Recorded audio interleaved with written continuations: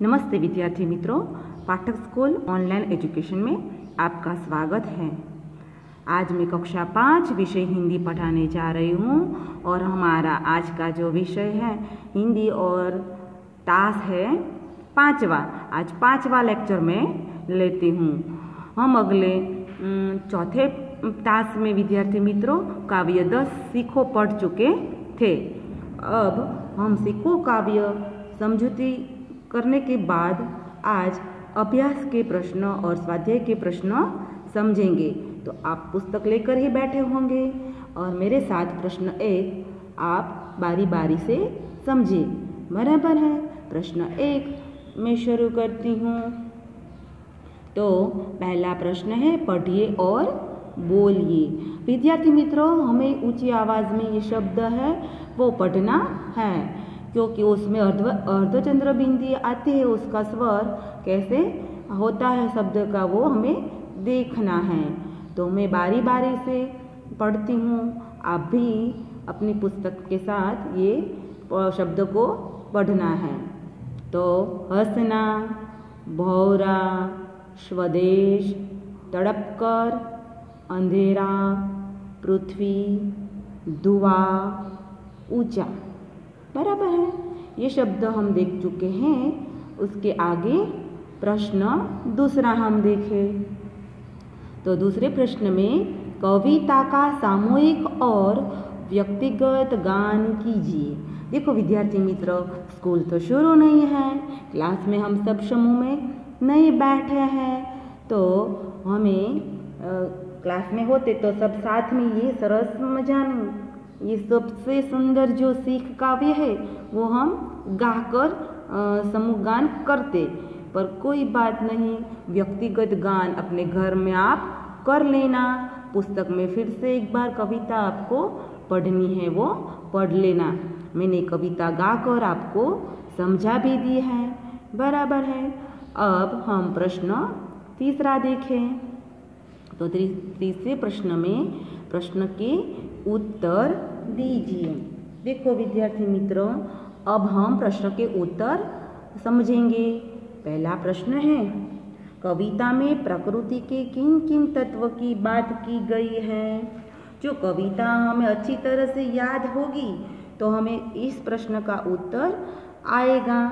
तो देखो विद्यार्थी मित्र, प्रकृति में किन किन तत्वों की बात की गई है हम लिखे तो फूलों की बात की है।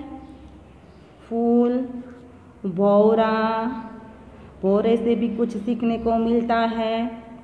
तरु, फिर हवा, दूध, पानी और सूरज। यहाँ मेरी पुस्तक में जवाब नहीं आ सकता, मैं आपको बुक में भी लिख कर दूंगी, आप पढ़कर लिख लेना। लता, पेड़, मछली, पृथ्वी आदि। बराबर है विद्यार्थी मित्रों। और जलधारा, धुआं, इन सब तत्वों की बात की गई है। तो आपको ये उत्तर समझ में आ गया है। फिर स्वयं देखते हुए प्रकृति की अन्य चीज़ों के नाम दीजिए।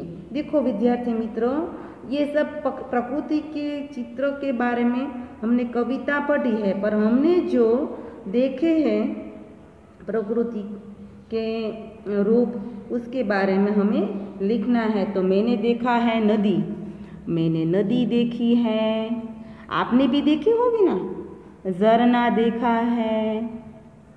फिर मिट्टी, मिट्टी हम छोटे हैं तो खेलते हैं उससे, तो ये प्रकृति की चीज़ है।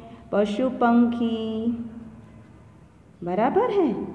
फिर पर्वत, आकाश,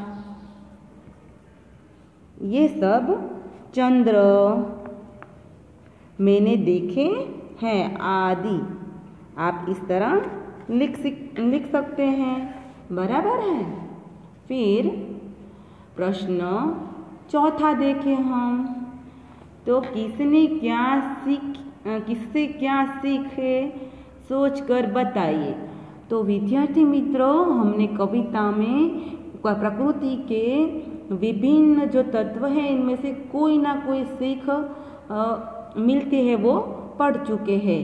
तो हमें उसका उत्तर लिखना है। दीपक से हमें क्या सीख मिलती है? तो दीपक से हमें अंधेरा दूर करने की सीख मिलती है। अंधेरा दूर करना, बराबर है, याद आया आपको? फिर पौरों से हमेशा गाते रहना। फूलों से क्या सीखा है हमने? फूलों से हमेशा हंसते रहना। हंसते मैं आपको टूक में एकदम संक्षिप्त में लिखकर बताती हूँ। यहाँ हंसते रहना। फिर हवा से क्या सीख मिलती है? कोमल भाव बहाना। कोमल भाव बहाना। और दूध और पानी से मिलना और मिलाना। मिलना और मिलाना, यह सीख मिलती है। सूरज की किरणों से हमें जगना और जगाना, यह सीख मिलती है। बराबर है? आपको यह सब आता ही होगा। बहुत ध्यान से आपने कविता पढ़ी होगी तो आपको समझ में आ जाएगा। बराबर है? लता और पेड़ से सबको गले लगाने की सीख मिलती है। सबको गले लगाना, बराबर है।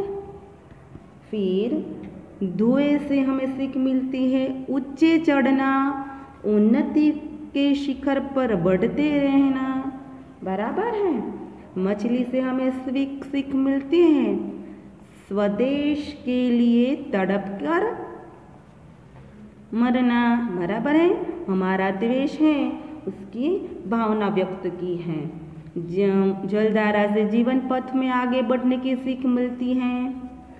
पर आगे बढ़ना है ना, बहुत अच्छा काव्य है विद्यार्थी मित्रों। कुछ न कुछ सीखने को मिलता है। पृथ्वी से हमें प्राणियों की रक्षा करने की सीख मिलती है। प्राणियों की सच्ची सेवा करना, बराबर है। और पेड़ पौधों से क्या मिलता है?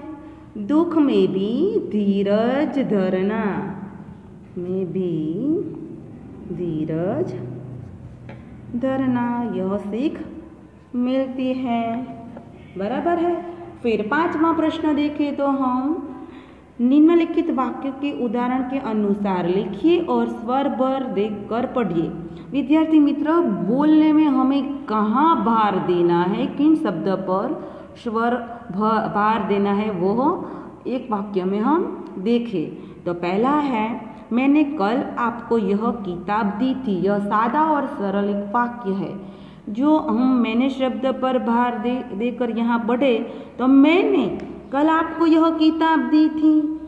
यही वाक्य हम कल शब्द पर भार देकर बोले तो मैंने कल आपको यह किताब दी थी।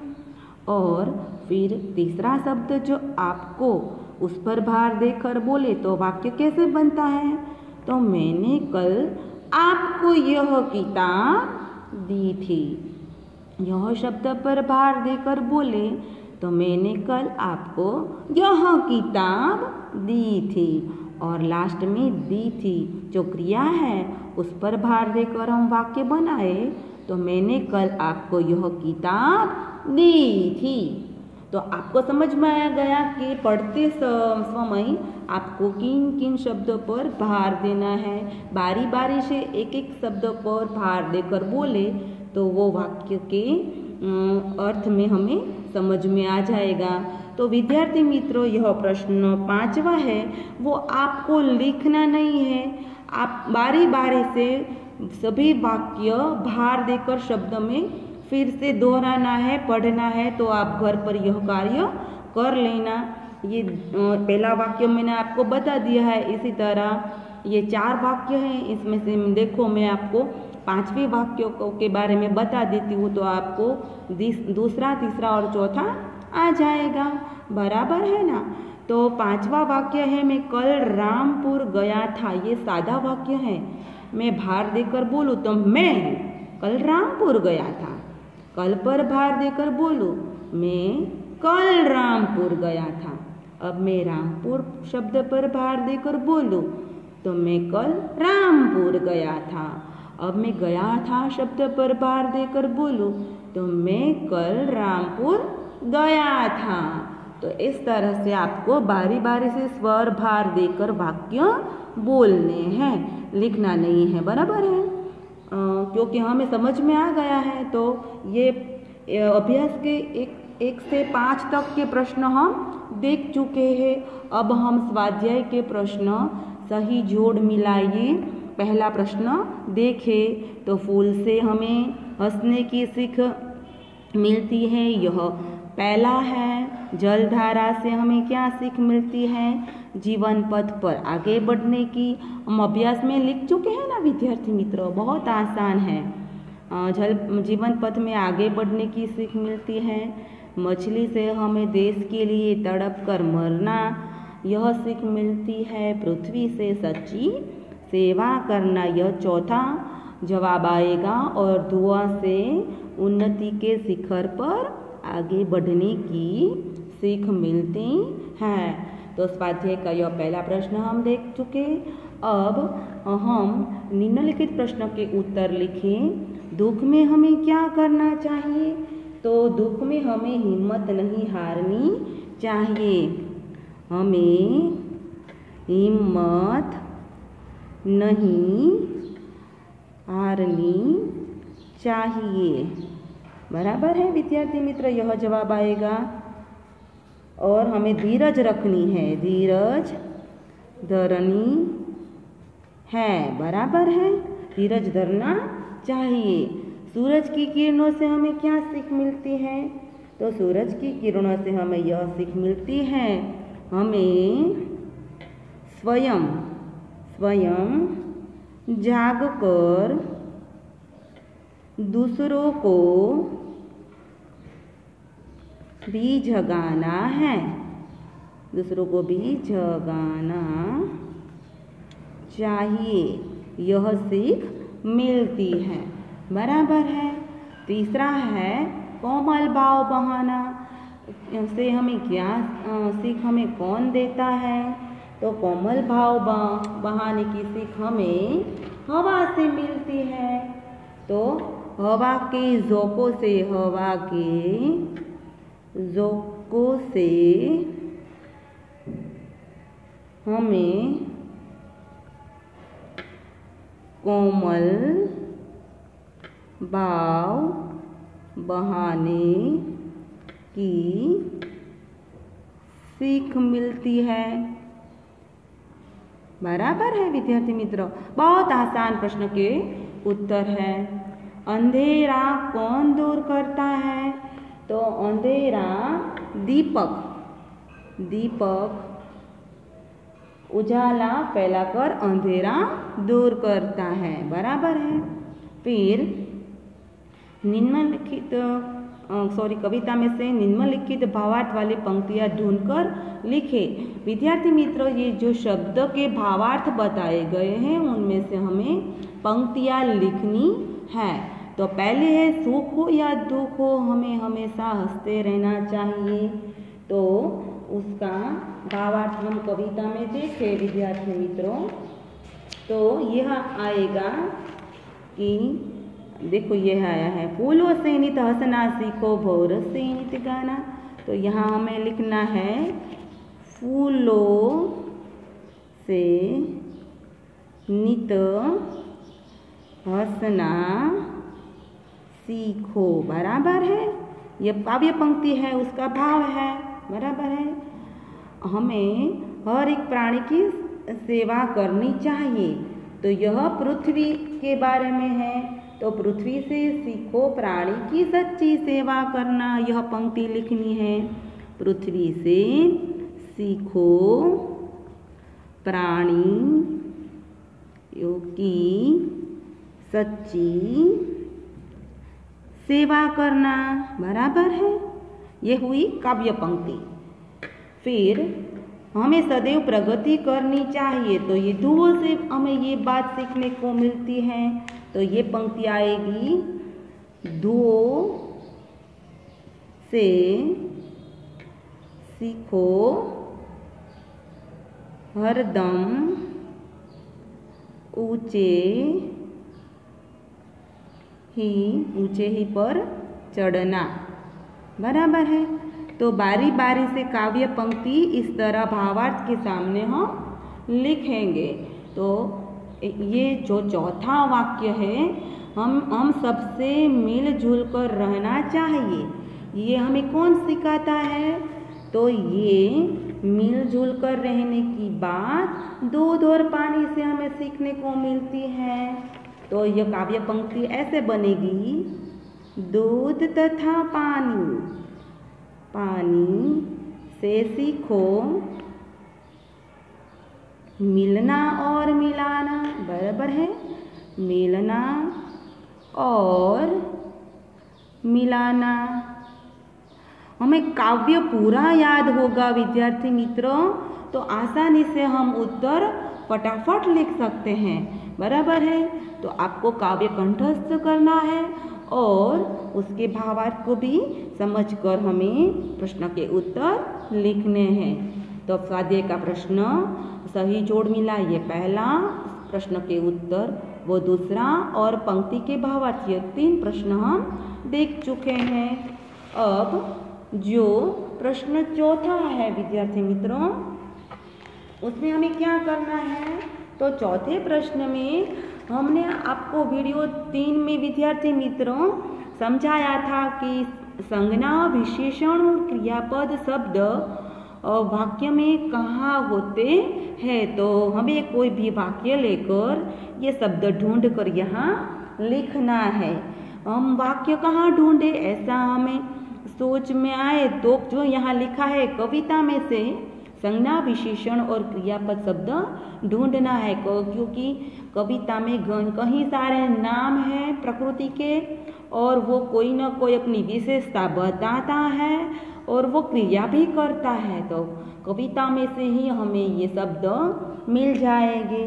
जैसे कि सूरज संज्ञा है, वो नाम है। बराबर है, प्रकृति के तत्व का नाम है। फिर सच्चा, वो सूरज है पर कैसा है? वो सच्चा, वो विशेषण है। और गाना, बराबर, सूरज की किरणें गाना गाती है, हमें ऐसा वाक्य बनाए तो गाने की क्रिया, जो क्रिया है वो क्रियापद कहलाता है। तो हमें तो शब्द बनाने हैं, तो गाना शब्द हमारे काव्य में आता है। बराबर है। इसी तरह 3 शब्दों हमें संज्ञा, विशेषण और क्रिया के बारे में लिखना है। मैं तो ऐसा कहती हूँ विद्यार्थी मित्रों, आपको ज़्यादा शब्दों संज्ञा, विशेषण और क्रिया के बारे में सूझे तो आप लिख सकते हैं। बराबर है। तो मैं लिखती हूँ आगे, फूल, वो भी नाम है। बराबर है, संज्ञा है। पेड़ के बाद भी की गई है, वो भी नाम है, संज्ञा है। फिर हवा, बहुत सारे मेरे पास शब्द है काव्य के, तो मैं यहाँ बारी बारी से अल्प विराम करके लिखती हूँ। फूल, पेड़, हवा, दूध, पानी, लता, ये सब नाम है। बराबर है। मछली, फिर हम किसे कहते हैं? पृथ्वी। बराबर है। दीपक, ये सब संज्ञा वाचक नाम है। विशेषण तो कोमल, बराबर, कोमल भाव बहाना है तो कोमल। फिर काव्य में और कौन सा शब्द? सच्ची सेवा पृथ्वी से, तो सच्चा शब्द आएगा। सच्चा, सॉरी, वो तो विद्यार्थी मित्र ऊपर आ चुका है। तो हम पृथ्वी से सच्ची सेवा करना, यह विशेषण देख चुके हैं। हवा से कोमल भाव बहाना, धुओं से ऊंचे उठने की सीख मिलती है तो ऊंचा। बराबर है। तो यह विशेषण है। फिर हम क्रिया देखें तो कोई भी जो चढ़ना, ये भी क्रिया है। गले लगाना, ये भी क्रिया है। बराबर है। काव्य में यह शब्द आते हैं, देखो आप बारी बारी से काव्य की पंक्ति पढ़ेंगे तो समझ में आ जाएगा।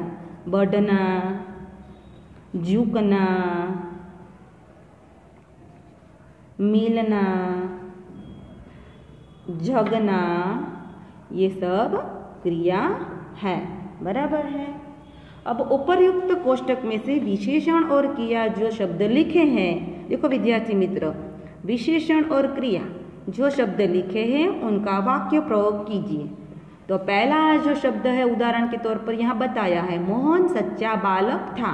मोहन संज्ञा है, सच्चा उसकी विशेषता है, बराबर, और बालक था तो वो था उसकी, यहाँ वाक्य है उसकी क्रिया थी कि वो बालक था, सच्चा था, बराबर है।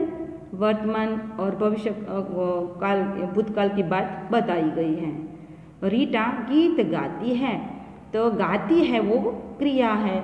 एक ही वाक्य में दोनों विशेषण और क्रिया न आए तो चलेगा, पर एक विशेषण का वाक्य और क्रिया का वाक्य, इस तरह से बारी बारी से आपको वाक्य बनाना है।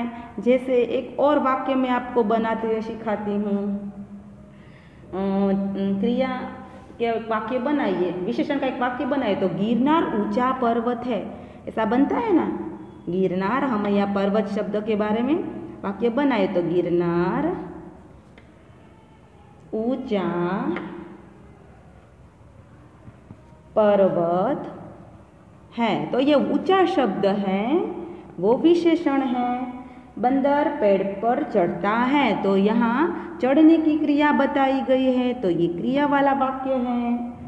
तो इस तरह आप 4-5 वाक्य अपनी बुक में विद्यार्थी मित्रों लिख लेना है, बराबर है। तो यह बात आपको समझ में आ गई। और योग्यता विस्तार, यह आपको एक बार पढ़कर आपको खुद ही सोचना है कि हमें इस सब से क्या सीख मिलती है। आप यह स्वाध्याय और अभ्यास काव्य रस के आप समझ चुके होंगे। तो आज मैं यहाँ रखती हूँ। अगला टास्क 6वें में मैं आपको एक नई इकाई पढ़ाऊँगी। Bye bye.